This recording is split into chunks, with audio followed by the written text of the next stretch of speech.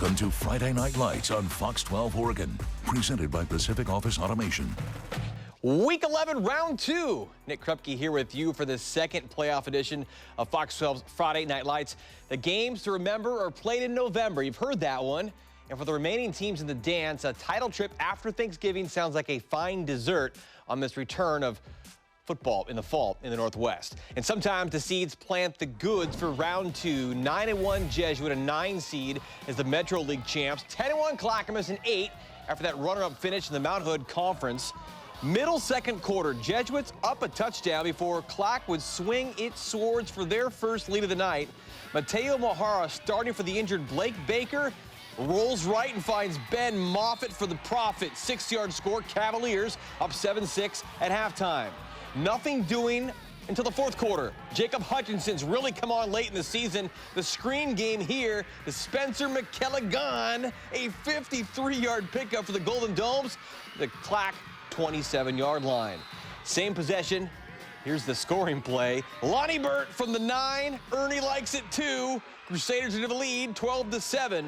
5 minutes to go. Clack on the attack, but defense wins championships. They've heard that too. Noah Staley, the INT, and the return all the way down to the 10-yard line.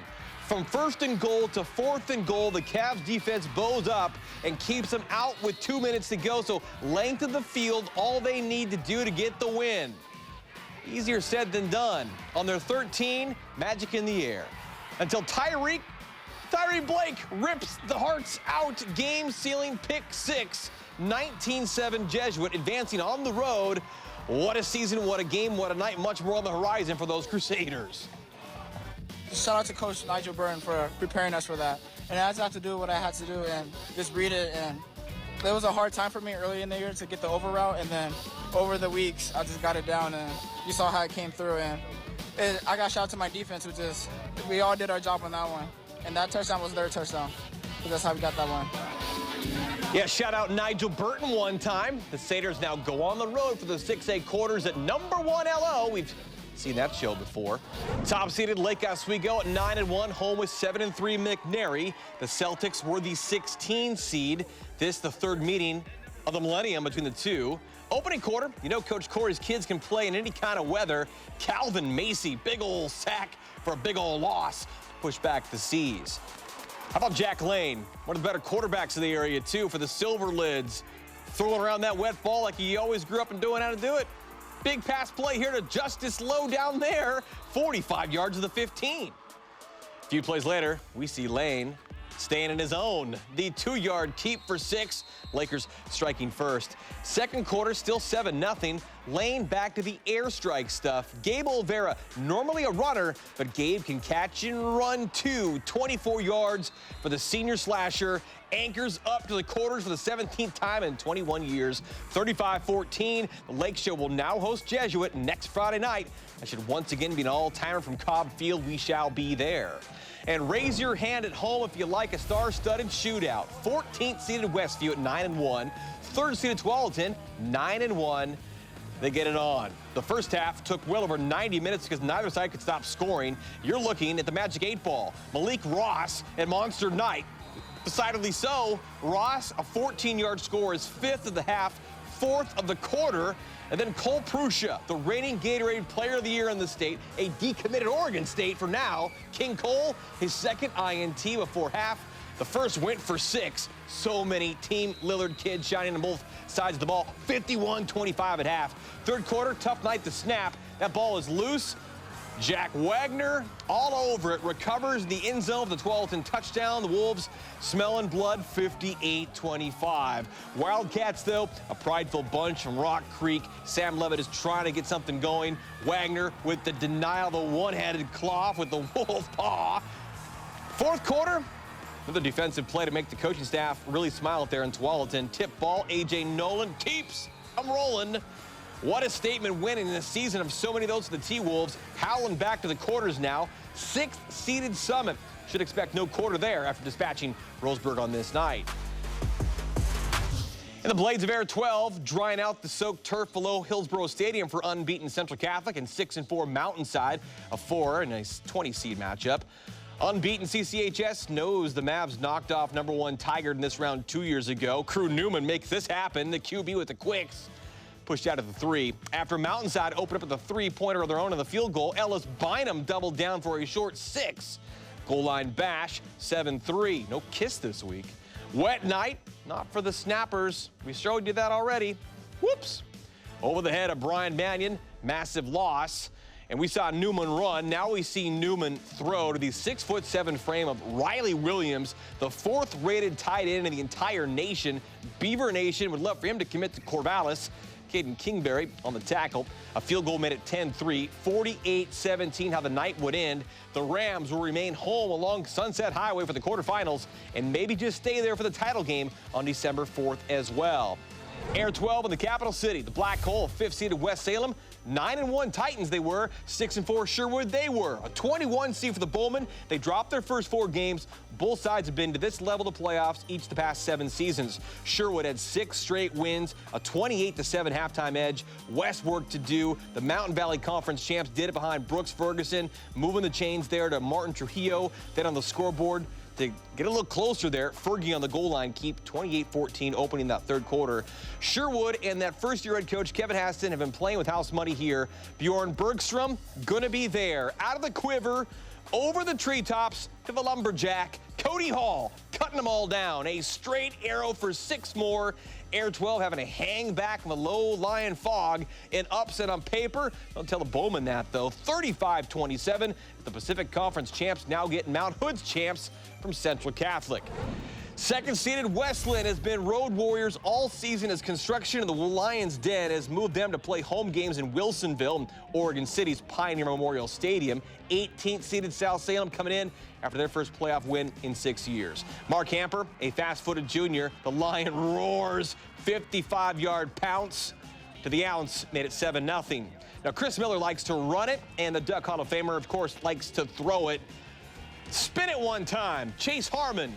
Lucas Raninga chuck up a 42-yard pitch and catch for Gang Green. 14-0. You see where this is going. South Salem, though, out to make something happen, but Avery McCormick hunts down that strip sack. Nate Watton on the fumble recovery. Then Harmon and Raninga did it one more time. This from 23 yards away. 21-0 for the Lynn in the OC. The rain then started to really spit a little harder, so they went back to the running attack. And what a rush. Legion of Doom here. Mark Hamper, 59-yard smackdown, 55-9 in the end. Lions will face now Three Rivers League foe as Lake Ridge pulled off the seeding upset over Chris Miller's alma mater of Sheldon in Eugene, 40-7. So 4 teams are in the Elite 8 from the TRL. And while it's round 2 for 6A, it was already quarterfinal night in 5A. We turn live to Fox 12's Camilla Ortiz from Randall Stadium, home to those top-seeded Wilsonville Wildcats, as Hood River Valley look to sail back to the Gorge with the upset. Camilla. And as much as they tried, Nick, the Wildcats took the win from underneath the Eagles' wings. A dominant performance from Wilsonville tonight, taking this one 42-14. The Cats showing why they're seeded first from the first whistle. Cozy at home and digging their claws in that first quarter. It's Wilsonville QB senior Chase Hicks from the 20-yard line, launching it to Kellen Hartford wide open at midfield, and there's no stopping him for the first 6 of the game. 7-0 Wildcats with the extra point. With 6.5 minutes left in the quarter, another absolute bomb from Hicks, connecting from about the 45-yard line to Cooper Hyday along the sideline, taking it in for the touchdown. 14-0 Wildcats. Eagles catching a bit of a break here. Wilsonville knocking on the door at the 7-yard line, but Hicks's pass is intercepted by Joey Frazier. The drive fizzling out with 30 yards to the goal line. Hood River getting on the scoreboard with about 4 minutes left in the half. First down from the 11, and senior QB Trenton Hughes throws to senior Riles Buckley in the end zone. Extra point is good, 28-7 Wildcats. Second half, Eagles just not able to catch up thanks to the Wildcats' tough defense. Fourth quarter and less than 10 in game, it's Wildcat Nick Cooper recovering the Eagles' fumble. Hood River gets the ball back, first down from the 40, and Hughes' pass is intended for Ethan Rivera, but it's off his fingers and picked by Wildcat Nick Collier. In the end, it's 42-14 Wilsonville, the undefeated streak unbroken, just like the team's commitment to each other. Family on 3, 1, 2, 3, family! We just want to win for our crowd, all our family. We just got to keep working.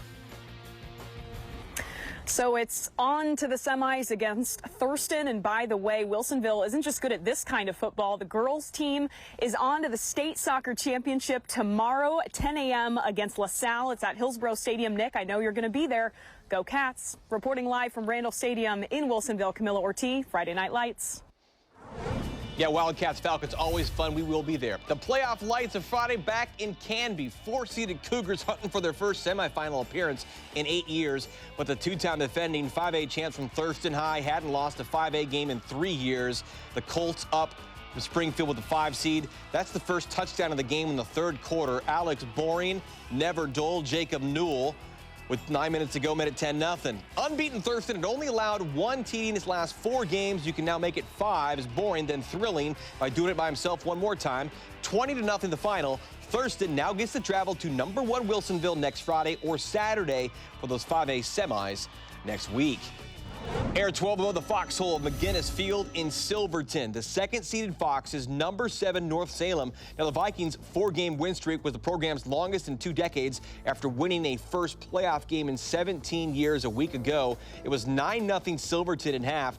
We then went back down to Salem. By the time it took flight back, the fog was too thick to keep it safe and had to put her down. We apologize for the poor video highlights here. We'll make it up next week. I'm guaranteeing you that. 22-0 Silverton, 10-1, and we'll have a 5A semifinal rematch, third-seeded West Albany, as the Bulldogs took down Dallas's Dragons 28-9.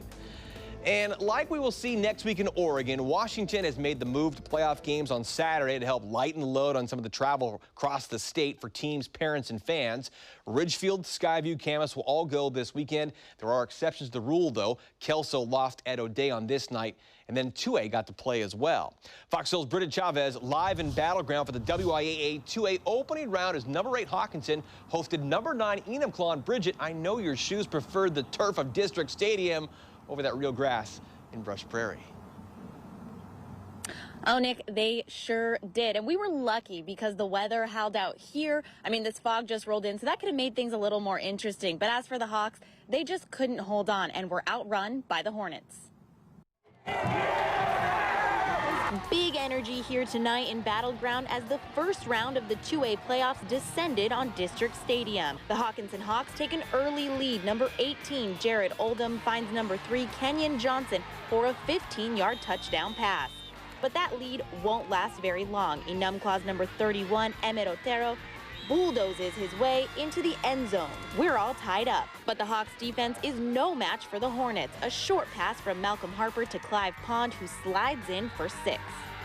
Hawks try to get back in this game, and it looks like they could. A 52-yard touchdown pass from Oldham to Johnson puts them within striking distance of the Hornets. But, and there's always a but, Enumclaw will not let go. Hornets' Dylan Watterson sneaks it in for another score. 24-14, Hornets flying high at the half. The Hawks try to claw their way back in, but it just won't be enough. Final nail in the coffin for their season, Hornets with a 4-yard touchdown run. Final score here in Battleground, 38-28. A short-lived playoff run for the Hawks, unfortunately, and now Enumclaw will get number 1 Tumwater in the quarterfinals. Reporting live from District Stadium, Bridget Chavez, Friday Night Lights. Well, the atmospheric river made it too muddy between the hedges of Estacada, so the third-seeded Rangers loaded the bus to the clean turf of Sandy High. A much closer drive than 6th-seeded LeGrand had, 258 miles away for the reigning 4A champs. Their one loss came to unbeaten Estacada across I-84 back in week 4, 44-10. First quarter, Jake Berman just followed the big men in, 4-yard opening score, 8-zip after successful 2. Right before the end of the first quarter, Corey James, a quarterback playing for keeps too, a 30-yard QB run to the 5.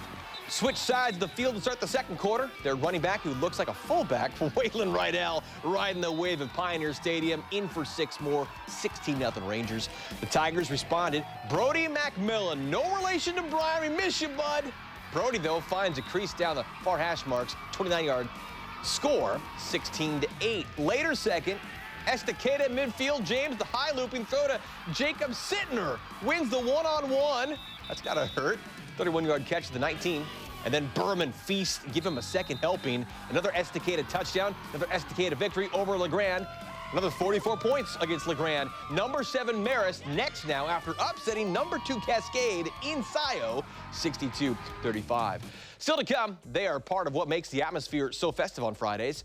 3 cheers for our high school spotlight with the Gladstone senior captain, who's a kid on the go. Gladiators. Plus, more from our 2 live crews, Camilla in Wilsonville, Bridget with Hawkinson up in Battleground. And they are so grateful, as are we, that the skies kind of dried out for the big show. No umbrellas allowed or required or needed. Week 11, Friday Night Lights back after this. You're watching Friday Night Lights on Fox 12 Oregon, presented by Pacific Office Automation. Welcome back to Friday Night Lights on Fox 12 Oregon, presented by Pacific Office Automation. Cheerleaders, and you're watching Friday Night Lights.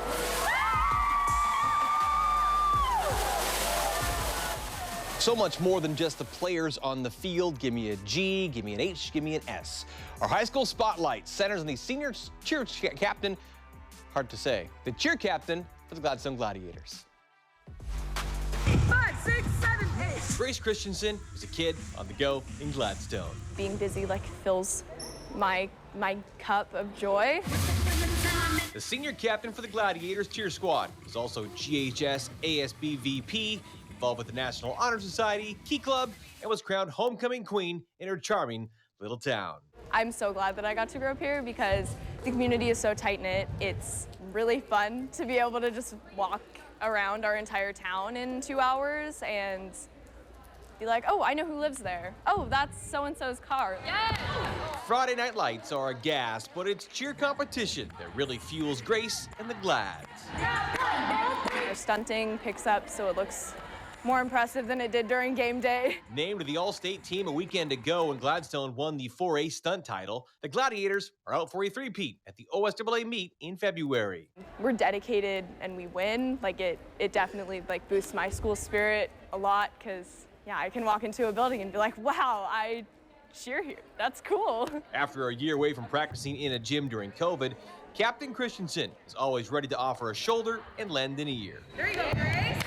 It's about holding your team accountable and making sure that they feel cared about and supported. If I want to be at practice, I want to make sure that everyone else wants to be at practice too. And if they don't, then I want to help them get to a point where they want to be here. Helping others is what Grace wants to do for a career, taking a flyer on becoming a midwife. I attended a birth when I was 12. One of my close family friends went into labor and she was like, hey, Grace, do you want to be here? I was like, yes, I do, very much. I don't know why I want to be here, but I really do. And that sort of sparked something in me that I didn't really realize it would, something I enjoy learning about, genuinely enjoy learning about. You're a heck of a student too, 4.0. That's not easy to obtain. You have to put a lot of work to that. So what is the academic side of life for you? Stressful, all the time. I think AP Bio is what's killing me right now because it's so stressful. But I think that the past 3 years have trained me to manage my time really well so that I can actually do things like cheer and also keep good grades in school.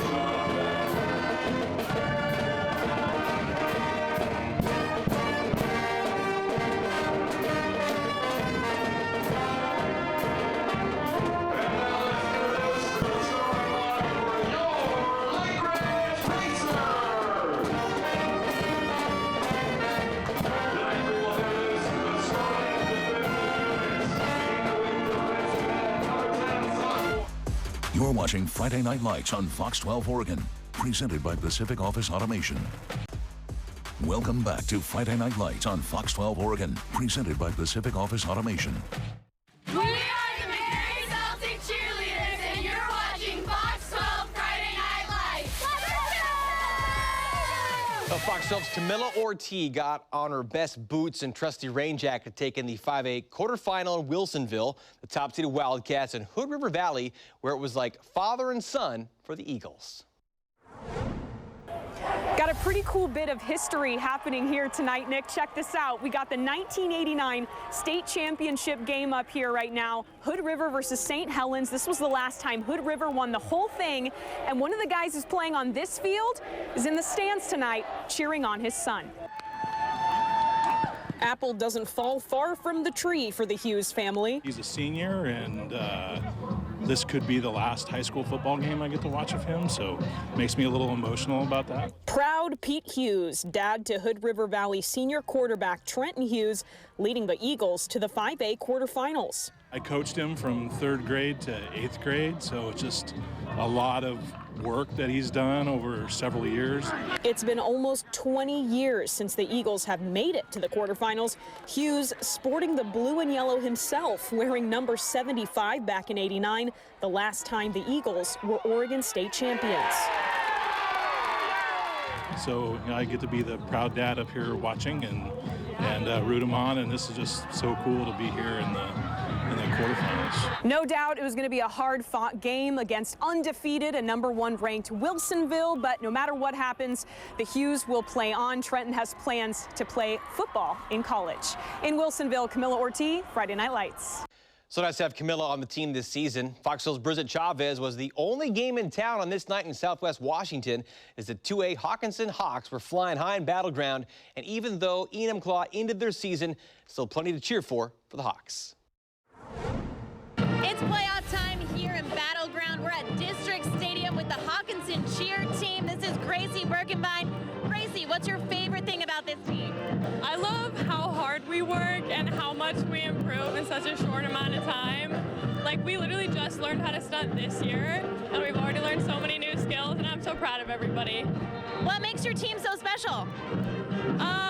I just think because we're so, small compared to a lot of other teams, and we have that bond, and we hang out all the time, and we're super close, so it's really fun. All right, Nick, it's time for your cheer of the night. Hi, I'm Caitlin Billington with Hawkinson Cheer, and we're here to cheer on the night. 3, 2, 1.